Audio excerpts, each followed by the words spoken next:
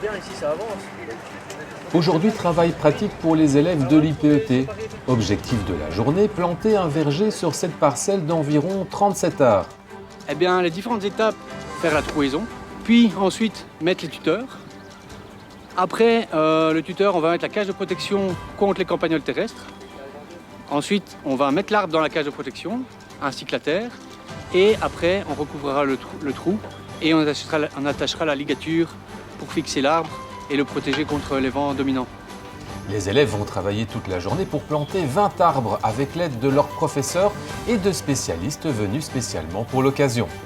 C'est chouette parce que l'idée c'est aussi de sensibiliser les élèves. Donc c'est peut-être qu'un jour ils puissent prendre le relais sur ce qu'on leur apprend aujourd'hui, les techniques, les mises en œuvre, ainsi de suite. Donc c'est vraiment des choses qui seraient peut-être mises à profit dans le futur. L'IPET existe depuis 20 ans et elle accueille entre 900 et 1000 élèves. Certains d'entre eux sont en option horticulture. Pendant cette journée, les étudiants vont apprendre à planter dans ce verger 10 pommiers et 10 poiriers, et ce, de manière collective. Le projet permet aux étudiants de mettre en pratique leurs apprentissages à quelques pas de leur salle de cours.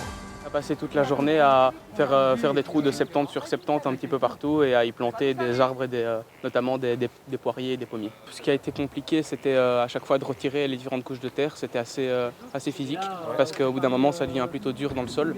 Les 25 élèves s'activent pour planter des arbres fruitiers, même s'ils ne verront pas les premiers fruits avant la fin de leurs études. Il faudra en effet attendre quelques années avant de déguster les premières pommes et poires, mais le projet leur tient vraiment à cœur. Dès que j'ai mes petites sœurs qui sont ici à l'école, elles, dans 3-4 ans, pourront utiliser ce que nous on a fait aujourd'hui. Si le verger a pu voir le jour, c'est entre autres grâce à l'implication des élèves et des professeurs de l'école. Une initiative appréciée dans sa dimension écologique, sociale et pédagogique. Ici, la province a commandé 20 arbres, 10 pommiers et 10 poiriers. Les pommes et les poires, c'est les fruits qui sont consommables entre septembre et novembre. Il y en a en plus qui peut être conservé jusqu'au mois de juin. Donc pour l'établissement scolaire, c'est intéressant parce que c'est des fruits qui vont être consommés au moment où les cours reprendront. Au final, dans quelques années, c'est entre 50 et 100 kilos de fruits par arbre et par an qui seront récoltés.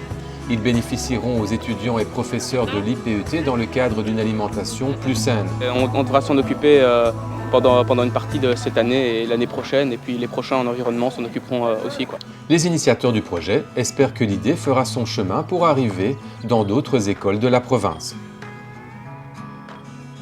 C'était très intéressant, on a appris beaucoup de choses, que des trucs qu'on ne savait pas.